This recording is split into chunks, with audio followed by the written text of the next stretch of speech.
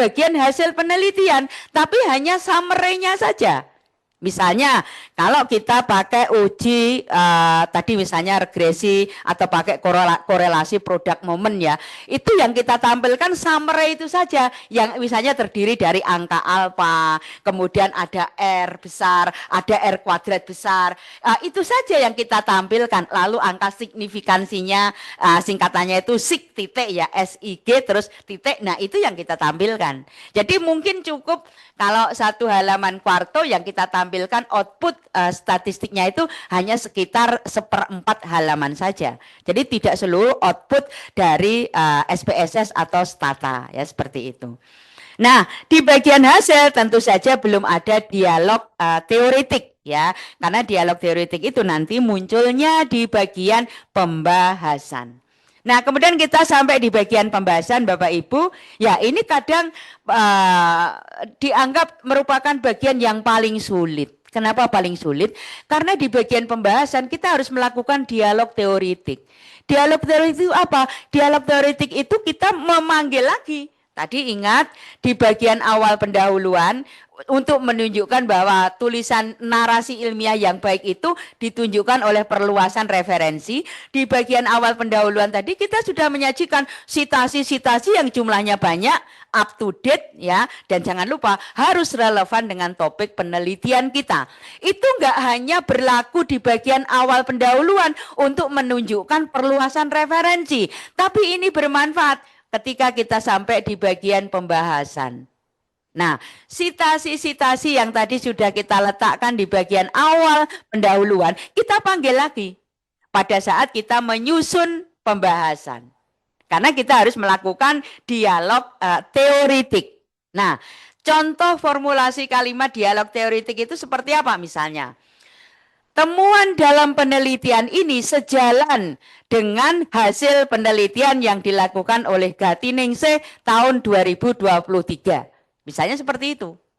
Ya, itu menunjukkan bahwa kita telah melakukan dialog teoretik. Nah, Gatiningsih 2023 harus sudah ada di bagian awal pendahuluan. Enggak boleh kita tiba-tiba di bagian awal pendahuluan enggak ada Gatiningsih 2023. Lah kok di bagian pembahasan muncul Gatiningsih 2023? Tidak boleh.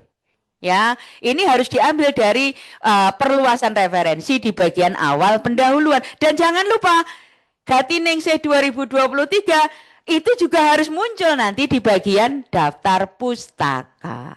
Ya, baik, kita lanjutkan lagi. Berkaitan dengan penggunaan tenses, Bapak Ibu, untuk kita mendeskripsikan hasil penelitian itu kita pakai past tense. Tapi ketika kita mendeskripsikan implikasi dari temuan penelitian, maka bukan lagi menggunakan past tense, tapi menggunakan present tense. Kalau ini jangan ditanya, apa alasannya? Itu yang tahu ahli bahasa. Ya, ini dulu saya peroleh ketika saya ikut pelatihan Springer lembaga penerbit jurnal internasional itu. Baik, kita lanjutkan lagi. Nanti pertanyaan kita tampung di belakang ya Bapak Ibu. Kalau waktunya nggak cukup, pertanyaan masih sepanjang hayat, silahkan. Bisa melalui WA, bisa telepon, bisa email. Tapi jangan pakai seperti IG, lain, aku randuwe. Saya nggak punya, persoalannya saya gaptek. Saya nggak punya itu ya. Jadi saya punyanya cuma WA, telepon boleh, email silahkan. Sak kemenge kalau mau email ya. Sepanjang apapun silahkan. Oke, kita lanjut lagi. Nah, di bagian pembahasan kita harus melakukan dialog teoretik. Nah, ini dia. Berikutnya ini. Iki sing rada bingung ini. Kenapa? Ingat, tadi di bagian awal pendahuluan, kita kan menunjukkan sitasi yang banyak. Tujuannya apa? Tulisan kita bersifat persuasif. Bujukan, promosi. Ya, tapi begitu kita itu masuk di bagian pembahasan, seperti padi. Merunduk. Semakin berisi semakin merunduk. Jadi bersifat tawaduk, be humble ya. Kita tidak boleh menunjukkan di bagian pembahasan bahwa penelitian kita itu penting loh ya. Jadi ini memang ketentuannya seperti itu ya untuk penulisan manuskrip publikasi. Jangan melebih-lebihkan pentingnya hasil penelitian kita di bagian pembahasan. Tapi di bagian awal pendahuluan, tulisan halus bersifat persuasif, bujukan. Ya, baik, kita lanjutkan lagi. Nah, di bagian pembahasan kita juga mengemukakan jawaban dari permasalahan penelitian. Kenapa? Ya karena yang namanya penelitian itu jawaban untuk permasalahan. Ya, maka di bagian pembahasan itu pun juga harus kita kemukakan secara gamblang. Kita juga melakukan interpretasi terhadap hasil penelitian. Kita juga mendiskusikan hasil penelitian itu dengan tinjauan pustaka. Ingat, di manuskrip publikasi tidak ada subjudul yang namanya tinjauan pustaka. Tinjauan pustaka itu letaknya di bagian awal pendahuluan untuk menunjukkan perluasan referensi. Tapi nggak boleh ada manuskrip publikasi itu ada bagian yang kita beri judul tinjauan pustaka. Nggak boleh. Ya, tapi diletakkan di bagian awal pendahuluan. Baik. Nah, ini ketika kita melakukan dialog teoretik seperti yang tadi saya sampaikan, kita itu melakukan perbandingan dengan temuan-temuan penelitian orang lain yang itu sudah kita tulis di bagian awal pendahuluan. Berikutnya, nah, di bagian pembahasan kita juga secara jujur mengemukakan sisi kelemahan dari penelitian kita. Misalnya seperti apa? Misalnya kita bisa mengidentifikasi sisi kelemahan dari penelitian kita itu. Misalnya ya, misalnya kita menggunakan basis data sekunder. Kalau kita menggunakan basis data sekunder, maka data itu kan nggak bisa kita apa-apakan. Karena data itu given, sudah ada. Berbeda dengan data primer. Kalau data primer, ya kita salah luasa. Kenapa? Ya, yang mencari kan kita sendiri.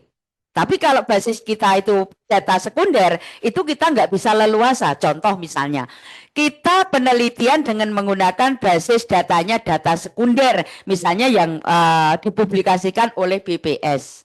Dan kita tahu kalau kita mendapatkan raw data dari data yang dipublikasikan oleh BPS itu kan datanya biasanya memiliki skala nominal.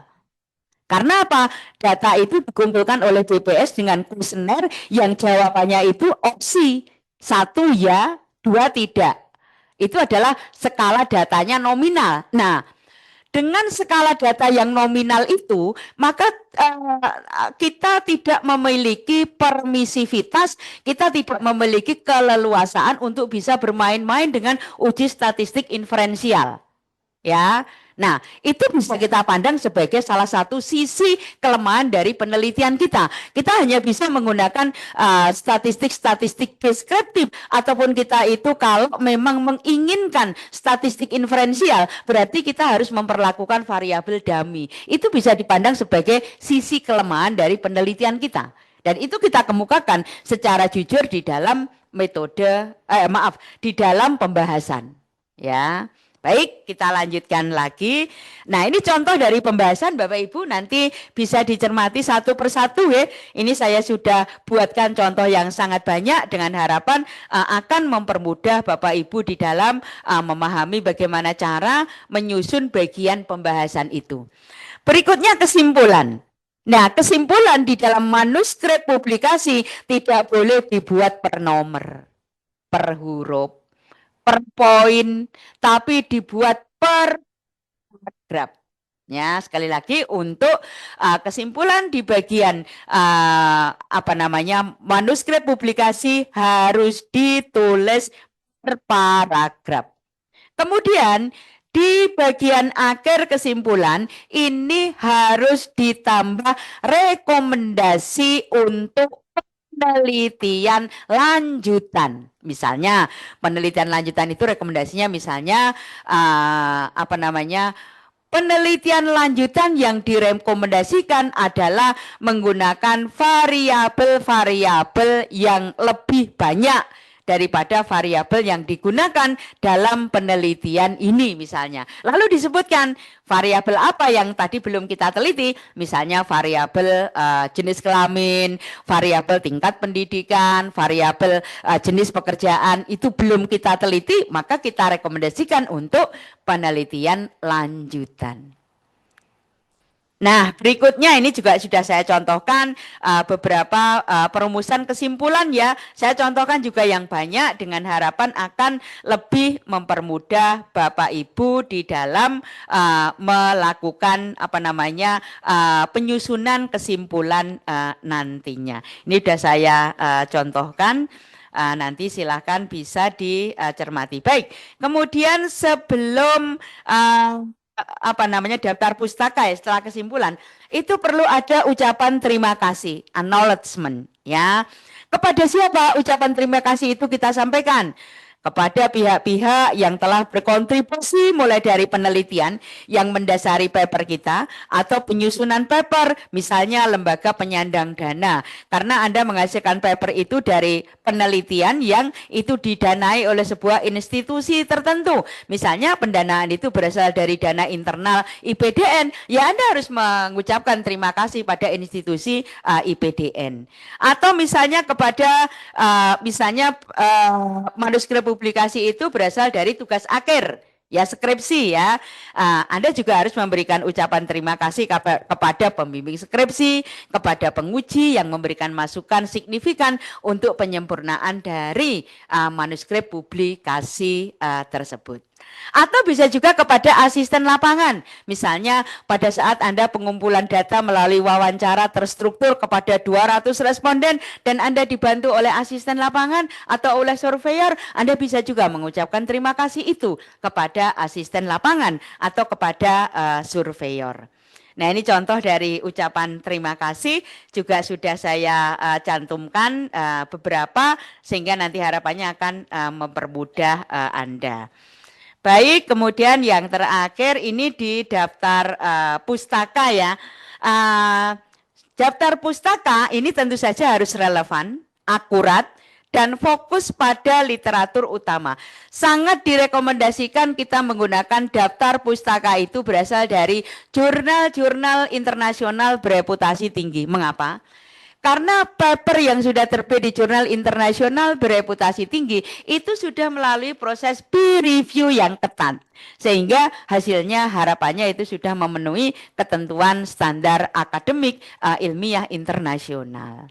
Kemudian juga untuk artikel yang diterbitkan dalam bahasa lain, misalnya bahasa Indonesia ya, misalnya Anda referensinya dari jurnal nasional, ya itu juga harus mencantumkan judul aslinya, tapi juga harus ditambah translate ke dalam bahasa Inggris. Dan sangat direkomendasikan kita itu menggunakan perangkat lunak sistem manajemen referensi seperti misalnya EndNote, Zotero, atau Mendeley. Sekarang ini yang sangat terkenal sekali adalah yang Mendeley. Ya, seperti itu. Ya, ini contoh dari daftar pustaka. Silakan nanti bisa dicermati satu persatu.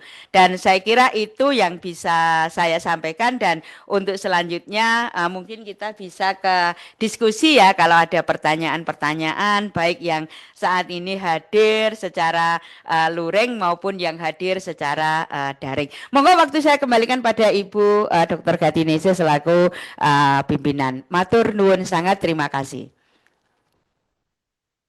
Ya, terima kasih sekali Prof. Rum Giarsi atas paparannya. Tadi memang ada sedikit sosialisasi tentang prodi S3 ya, karena di prodi kita memang ada prodi studi kependudukan. Jadi saya rasa ini pas karena kemarin beberapa asesor juga menyarankan kalau bisa memang guru besar atau basic kompetensi keilmuan di IPDN itu tidak homogen gitu. Tidak hanya ilmu pemerintahan saja, namun ada kompetensi-kompetensi keilmuan sesuai dengan konsentrasi atau kompetensi prodi masing-masing. Sehingga tidak hanya ilmu pemerintah, namun ada juga misalnya dari studi kependudukan, ada S2, S3. Nah ini adik-adik harus punya cita-cita ya, mungkin S2-nya untuk memperdalam lagi terkait studi kependudukannya, bisa gitu. Sekarang udah memperoleh yang dari pemerintahannya. Jadi nanti bisa lebih wise ketika harus menjadi pimpinan di daerah dalam merumuskan suatu kebijakan.